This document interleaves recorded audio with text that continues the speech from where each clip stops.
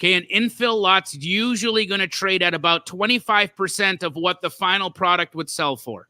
Okay, that's where I need to be in order for this to make sense for me to go and reconstruct a house there. So to give you an example, right now in Phoenix, if I'm going to be able to sell a new construction house for $400,000, I would want to be paying how much for the lot? $100,000, right? And I do that all day. I buy those lots all day long for $100,000 that I can sell the house for $400,000. And that means that you need to get it for a little below that in order for a builder to want to buy it. Now, if we're talking the outskirts of the city, and maybe it's a little bit farther away, and I might need to do a little bit more work, but there's still zoning, there's still an opportunity, and there's still developments around it. Now you're talking about 10% of what the product is going to actually sell for, because we're a little bit farther out. Right. So the more desirable price point as well, the more desirable the piece is, the more it's going to be worth. Again, Jerry, you're doing these new construction builds in Paradise Valley that are selling $4 or $5 million. Are you paying $1 million for the lot? Well, we were. Prices are a little different now, but yeah, $1 million was about for a 1 acre lot. You know, north-south facing, we were paying about $1 million. And where are you at now? But what are you paying now for that same dirt? But you're right; it's equal because now it's a $6 million, not a $4 million. So we're paying. So now you're $1.5 million. Yeah. Mm-hmm. There you go. Yeah. It's always 25%. It's always the ratio is 25% on an infill, whether we're talking a little house in Maryvale or a mansion in Paradise Valley. But then when you get to the outsides is where you got to be at about 10%. And then when we're talking like outside, like outside, there's nothing there, like nothing there. Don't buy that. People deserve to pay you for the transformation or the result that you can get them. Mm-hmm. You deserve to pay. And not only do you deserve to pay, you deserve to pay at a high level. The higher level you invest in yourself, the more seriously you take it, the bigger the outcome typically. So you don't really deserve to be sitting around all day and night just like Googling your way to your result.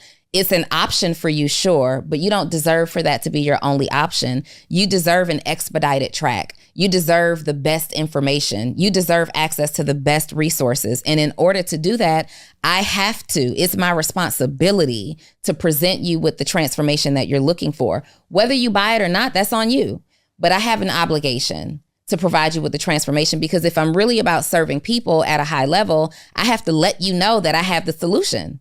You deserve to be sold to, and you deserve to buy. One of the things that I've seen that really works in what you just said is if you say any question, if it's financial, property, condition, occupancy, timeline, whatever it is that you choose to ask a question about, wherever they steer that conversation, you have to stay on topic with it. One of the biggest issues I've seen, specifically watching a lot of seller calls, here's property condition, and then all of a sudden we decide to change the topic to timeline. Yep. Or they're talking timeline and we change it to financials, and it's like they just told you what's important to them. Mm-hmm. And when you stay on topic, there is like something clicks in the seller's mind where it's like you're listening and you care about me. Mm-hmm. And it only takes maybe one or two questions, and then they open up and they release that guard. And then that's where they'll say, all right, man, I mean, really, if you could just give me X amount of money, that's what I need. Well, I think it also comes with confidence. Our responsibility as a coach is to coach them. I want my clients to get the best from this. I want them all to be millionaires. Do I realize not everybody's going to be a millionaire, because everybody's not going to, one, have a millionaire mindset. Correct. Two, they're not going. Everybody's not going to do the work. Some people see, and Myron just talked about this, and I took it to a whole nother level, I believe. He said the tree grows in both directions. Mm-hmm. And I said, one of the biggest things about the roots have to grow in the ground first. People see your tree and like, hey, I want what David has. I want that tree. But they don't understand if they lift that bad boy up, he's got roots that go from this room all the way over there, across the street. Everybody wants what you see on top. But if they're willing to do and put the roots in the ground, it's game over. So not everybody wins. I'll be honest, not everybody wins. But I had to take on the responsibility. One, am I going to do my part? I'm going to give you everything that I have. How are you going to have what you want if you don't identify what it is that you want? So people say, I want to be successful, but that's not an identification of what you want. There needs to be a specific goal. Your goal should be measurable, meaning when you get there, you can say, I got there. Financial freedom isn't a goal. Because how do you measure when you got there? How do you know? Look at our resources, our finances, our emotions, our mind. Everything in our life that is successful has been done through partnership. Yep. So first thing we have to do is we turn ourselves into an SOP. What does that mean? You ask yourself this question. If when I do this, then they do that. You start, you know what I'm saying? It's a if then. Mm-hmm. If this happens, then this happened. If we press record and record the video, then what should happen on the back end? Those SOPs are easily handed off. You want someone that you can hand your thought and you can follow through. Why? Because you got to reserve your mind for creativity, for innovation. And now once you get this seller interested, you send them the agreement, get that signed.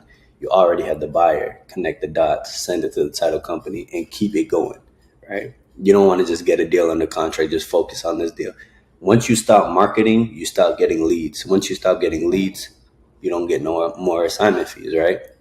So that's why once you got this process, you're able to see it on a high level and see, okay, maybe I should hire this out. Maybe I should do more of this. This is not really working. Let me pull back on this and keep track of your numbers to see where you're spending the money, right? But that's basically it. No matter what, don't overlook this technique, because driving for dollars is absolutely amazing, because you put your eyes on properties and you create a list. They're much more powerful than any list you're going to buy. They do require work. You have to take action. For example, if you look me up right now at Tyjon, it's going to say Tyjon Richard and it's going to say Instagram marketing coach. So this way, anybody that's on an Instagram platform that's looking for an Instagram marketing coach, they're going to find me that way. Fun fact, the other day, I was looking, or not the other day, but like a couple of weeks ago, I was looking for an executive assistant, and I just typed in virtual assistant. I typed in executive assistant, and I just saw a whole bunch that popped up, and I literally messaged one and got on the phone with them and hired them just like that. So it's super important that whatever it is that you do, whatever it is that you offer, whatever it is that you sell, or whatever it is that you want to be known for above all else, it's searchable. And the only way for it to be searchable is putting it in your name. So after you have that, the very first thing, I tell people this all the time, is please do not put everything that you do. Please, there's people that you'll go to their page, you'll say entrepreneur, God first, real estate developer, everything, podcaster. Right? Podcaster, like they'll put everything, and you're hurting yourself more than you're helping yourself. I tell people this all the time, that your Instagram is supposed to speak for you when you can't speak for yourself. So the very first line of your Instagram bio should say exactly what it is that you do, how do you serve people, what it is that you sell, or whatever it is that you want to be kind of known for. So the name is going to have that title. So for my example, it's Instagram marketing coach. My first line is going to be, I help blank do blank. Now, when he says it's hard when you have kids and you're in your 30s, because a lot of times in your 30s, you wake up, you go, oh my God, I've lived a lie. And I'll be honest with you, it was a huge motivation for me. Failure was not an option. My back was pressed against the wall.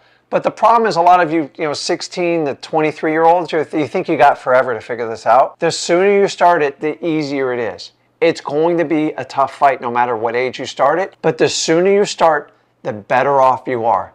Sitting around waiting, studying it, it doesn't work. You guys, you bought that crap all through school, it doesn't work. The unemployment rate out of college is unbelievable. Taxi properties, wholesale properties, they're all considered distressed properties. But if you're able to find them, you're finding these distressed properties for way below market value. But what that also means is that they may come with challenges that you then have to problem solve. Yeah. So if you do get a property and it's like, oh, I don't have an electric pole up here, but if I put an electric pole up here, I can sell this property for $20,000 more. But I don't really have the funds to put the electric pole on here. Guess what? You better start figuring out how you can get the money to put the electric pole on there, because if you put the electric pole on there, it might be able to double or triple what you're able to get for the property. That's what I mean by the money's in the problem solving. Making more money didn't relieve all my problems. It didn't make my problems any less. It just gave me a different set of problems. Oh. Right? Yeah. So whereas now I am able to, maybe pay my rent or mortgage on time. Yeah. Now I have to worry about being able to pay a staff on time, right? So the problems just get different. Yeah. So studying money is the first thing. Land's not all equal, right? Are we talking infill land? Are we talking land out in the outskirts? Are there developments near this land? Are we in the middle of a development? All that's going to be very, very important. You got to understand your zoning. So your zoning will tell you what your density is going to be. And you got to see what's happening around it. What's happening around it is going to tell you what's going to happen to it. Okay, that's the easiest way for you to understand what your piece of land will do is what did a neighbor do? That's it. What did the neighbor do? If the neighbor is a single family house, then the good chance yours is going to be a single family house. If your neighbor is just land for days, then yours is probably going to stay land for days, right? So take a look at what's around it. What's around it is informing what it is.